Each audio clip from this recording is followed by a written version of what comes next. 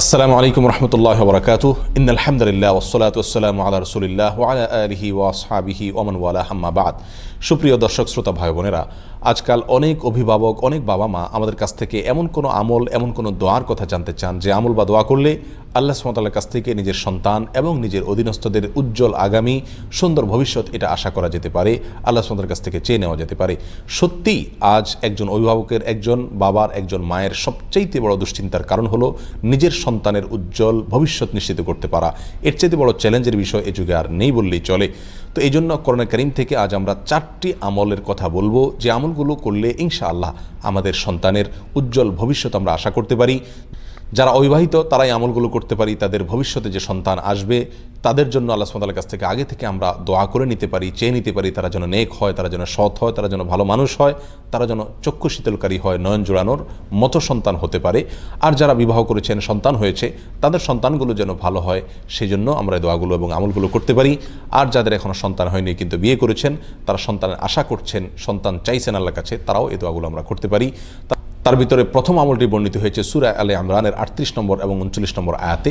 38 নম্বর আয়াতে আল্লাহ সুবহানাহু ওয়া তাআলা তার একজন নবীর কথা উল্লেখ করছেন, যিনি ছিলেন জাকারিয়া আলাইহিস সালাতু ওয়াস সালাম। বাইতুল মাকদিসে তিনি আল্লাহ সুবহানাহু ওয়া তাআলার কাছে দোয়া করেছিলেন, রব্বি হাবলি মিন লাদুনকা যুররিয়াতান তাইয়্যিবাহ ইন্নাকা সামিউদ দুআ। রব্বি হাবলি মিন লাদুনকা যুররিয়াতান তাইয়্যিবাহ ইন্নাকা সামিউদ দুআ। অর্থাৎ, হে আল্লাহ, আপনি আপনার কাছ থেকে আমাকে নেক সন্তান, ভালো সন্তান, পবিত্র সন্তান আপনি দান করুন, কারণ আপনি দোয়া শ্রবণকারী। তিনি এই দোয়া করে সারেন নাই। আল্লাহ সুবহানাহু ওয়া তাআলা আসমান থেকে ফেরেশতা পাঠিয়ে দিলেন তাকে সুসংবাদ দিয়ে। তিনি মেহরাবে সালাত আদায় করছিলেন আর ফেরেশতারা এসে বলছিলেন যে আল্লাহ সুবহানাহু ওয়া তাআলা আপনাকে সুসংবাদ দিচ্ছেন, এমন একটা সন্তানের যার নাম হবে ইয়াহিয়া এবং তার ভিতরে 4টি গুণ থাকবে। নাম্বার 1, সে মুসাদ্দিকাম বিকালিমাতিন মিনাল্লাহ, আল্লাহর কালিমায় সত্যায়নকারী হবে, ইমানদার হবে। আর দ্বিতীয় গুণ হবে সে সাইয়্যেদ হবে, নেতা হবে। তৃতীয় গুণ হবে সে হাসুর হবে, অর্থাৎ বিবাহ শাদী করবে না এবং নারী থেকে দূরে থাকবে, অর্থাৎ তার জীবনকে, গোটা জীবনকে আল্লাহর জন্য উৎসর্গ করবে। যদিও বিবাহ শাদী না করে শুধুমাত্র আল্লাহর ইবাদত বন্দেগীর জন্য নিজের জীবনকে কাটিয়ে দেওয়া, এটা আমাদের শরীয়তে নির্দেশিত নয়, এটা তার জন্য ছিল স্পেশাল। যাই হোক, 4 নম্বর গুণ হলো তিনি নবী মিনাস সলিহিন, একজন নবী হবেন, নেককার মানুষ হবেন।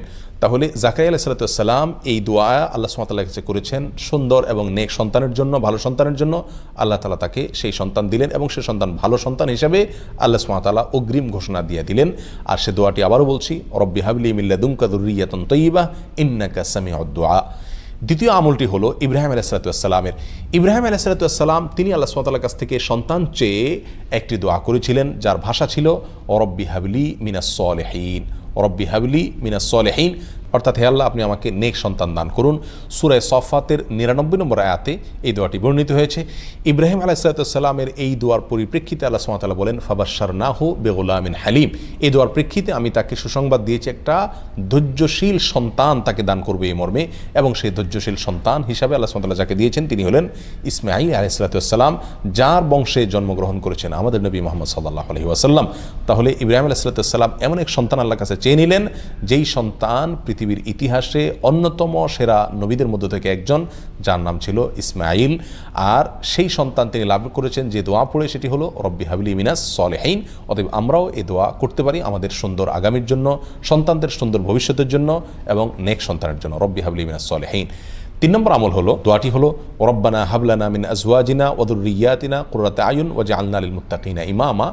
এই দোয়া যারা পড়ে আল্লাহ সুবহানাহু ওয়া তাআলা তারা জান্নাতি হিসাবে এই সূরায় ঘোষণা দিয়েছেন পরবর্তী আয়াতে। তো এই আয়াতের মধ্যে নেক সন্তান চাওয়ার কথা বলা আছে, রব্বানা হাবলানা মিন আজওয়াজিনা ওয়া যুররিয়াতিনা কুররাতা আয়ুন, অর্থাৎ আল্লাহ এমন স্ত্রী সন্তান আমাদেরকে দান করুন যে স্ত্রী সন্তান আমাদের চোখ জুড়াবে, আমাদের নয়ন জুড়াবে, চোখ শীতল করে দিবে এবং তারা মুত্তাকিদের ইমাম হবে। এই দোয়া এর মাধ্যমে আমরা নেক সন্তান, নেক স্ত্রী, আমাদের সুন্দর পরিবার, ভালো এবং পবিত্র পরিচ্ছন্ন পরিবার আল্লাহর কাছে আমরা চেয়ে নিতে পারি। নাম্বার 4 আমল হলো সূরা নূহ বর্ণিত হয়েছে একেবারে শুরুর দিকে। আল্লাহ সুবহানাহু ওয়া তাআলা বলেছেন, ফাকুলতু আস্তাগফিরু রাব্বাকুম ইন্নাহু কানা গাফফারা ইউরসিলিস সামা আলাইকুম মিদরারা ওয়া ইউমদিদকুম বিআমওয়ালিন ওয়া বানিন। আল্লাহ সুবহানাহু ওয়া তাআলা বলছেন যে আল্লাহ নবী নূহ আলাইহিস সালাম তার জাতিকে বলেছিলেন, তোমরা ইস্তেগফার করো তোমাদের রবের কাছে, যে কোনো অপরাধ হয় সঙ্গে সঙ্গে আল্লাহর কাছে ক্ষমা চাও, আস্তাগফিরুল্লাহ ওয়া আতুবু ইলাইহি, অথবা যে কোনো ইস্তেগফার করো, আল্লাহর কাছে ক্ষমা চাও। চাইলে কি হবে? আল্লাহ তোমাদেরকে বৃষ্টি দিবেন এবং সন্তান এবং সম্পদ দিয়ে শক্তিশালী করবেন, অর্থাৎ এমন সন্তান পাবো, এমন সম্পদ পাবো যার ফলে আমার হাত শক্ত হবে, আমি শক্তিশালী হব। তার মানে নেক সন্তান ইনশাআল্লাহ আশা করা যেতে পারে ইস্তেগফারের মাধ্যমে। আবার বলছি, 4টি আমলের ভিতরে প্রথম আমল ছিল জাকারিয়া আলাইহিস সালামের দোয়া, রব্বি হাবলি মিন লাদুনকা যুররিয়াতান তাইয়্যিবা ইন্নাকা সামিউদ দুআ। দ্বিতীয় আমল ছিল ইব্রাহিম আলাইহিস সালামের দোয়া, রব্বি হাবলি মিনাস সলিহিন। 3 নম্বর আমল হলো সূরা ফুরকানের 74 নম্বর আয়াতে, রব্বানা হাব লানা মিন আজওয়াজিনা ওয়া যুররিয়াতিনা কুররাতা আয়ুন ওয়াজআলনা লিল মুত্তাকিনা ইমামা। আর 4 নম্বর আমল হলো বেশি বেশি ইস্তেগফার করা। এই 4টি আমল করলে ইনশাআল্লাহ আল্লাহ সুবহানাহু ওয়া তাআলা এমন সন্তান, এমন পরিবার আমাকে দান করবেন, যে পরিবারের প্রতিটি সদস্য, যে সন্তানরা আমার চোখ জোড়াবে, নয়ন জোড়াবে, চক্ষু শীতল করবে, আমার হৃদয়কে ঠান্ডা এবং শীতল করে দিবে ইনশাআল্লাহ। বিভিন্ন নবী রাসূলগণ এই সমস্ত দোয়াগুলো করে তারা ভালো ফল পেয়েছেন, ইনশাআল্লাহ আমরা ভালো ফল পাবো সে আশা করতে পারি।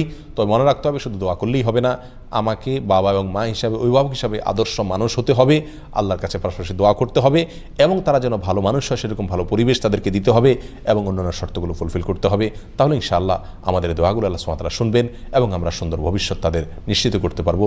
আল্লাহ তাআলা আমাদের সকলকে এমন সন্তান দান করুন, যে সন্তান আমাদের চোখ জোড়াবে, নয়ন জোড়াবে, অন্তরকে শীতল করবে।